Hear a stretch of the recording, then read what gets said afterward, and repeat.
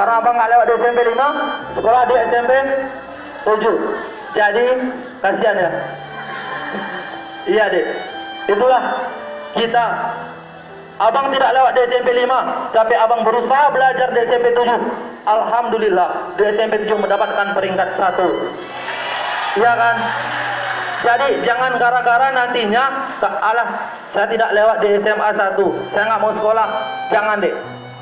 Dimanapun tempat sekolah kita, dimanapun kita bisa belajar, di rumah bisa belajar deh. Contohnya apa bilang? Tidak bawa HP